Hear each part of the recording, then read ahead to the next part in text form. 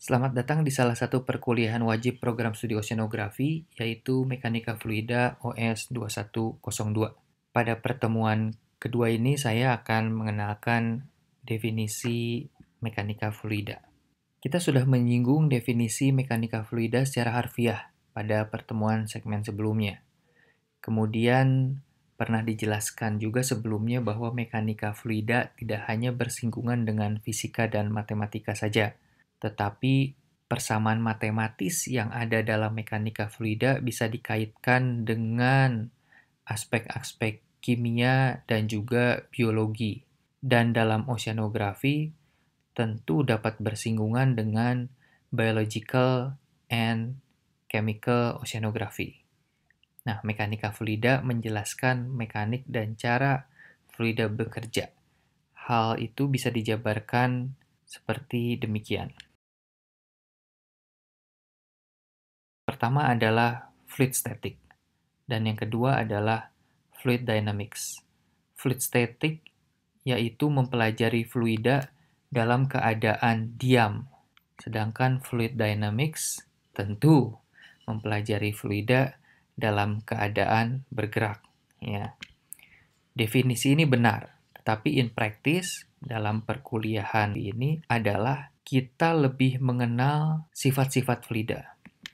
Sifat-sifat fluida bisa dilihat dari yang pertama tentu karakteristik fluida, dan yang kedua kira-kira tentunya perilaku fluida. Misalnya saya bertanya, bagaimana sifat teman kalian si Budi? Gitu ya. Tentu sifat Budi bisa dilihat dari karakter dan juga perilaku Budi di tengah masyarakat. Ya, begitupun dengan fluida ya. Ketika kita ingin mempelajari densitas misalnya salah satu sifat dari fluida adalah densitas, maka kita perlu melihat karakter dari densitas. Kemudian bagaimana perilaku densitas tersebut. Atau misalnya densitas dan viskositas. Bagi orang awam bisa dilihat sama gitu ya. Tapi kenapa ada dua definisi tersebut? Nanti kita akan bahas lebih lanjut ya. Tapi kajian fluid static dan dynamics akan tetap disinggung, namun akan dibahas lebih mendalam dalam kuliah hidrodinamika. Dalam segi bahasa, fluida didefinisikan sebagai yang pertama adalah materi yang dapat mengalir. Contohnya gas dan cairan. Kalian bisa membayangkan gas dan cairan mudah mengalir gitu ya. Jika diberi tiupan, diberi gangguan, dia akan mengalir. Ya kan? Nah, ini definisi ini bisa didapat di Oxford Learners Thesaurus.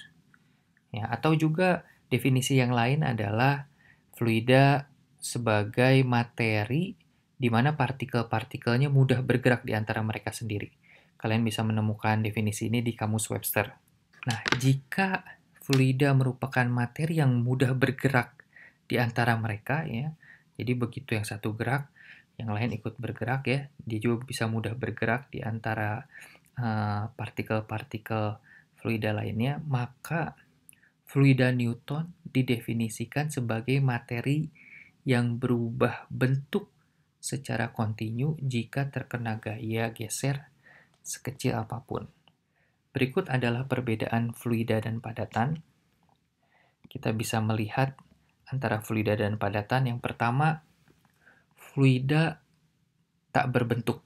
Ya. Dia mengikuti wadah dan lingkungannya. Sedangkan padatan mempunyai bentuk tertentu. Ya kan? Kalian bisa membayangkan padatan itu berbentuk gitu ya. Fluida dia mengikuti wadahnya atau lingkungannya. Fluida tidak tahan terhadap gaya geser, sedangkan padatan dapat bertahan terhadap gaya geser. Ya, jika dia batu yang besar sekali, kalian beri gaya lebih kecil daripada gaya gesernya, tentu dia dapat bertahan. Sedangkan fluida dikasih gangguan sedikit pun dia tidak tahan, ya dia pasti bergerak gitu ya. Yang ketiga adalah stres dalam fluida merupakan laju dari perubahan tekanan atau gaya.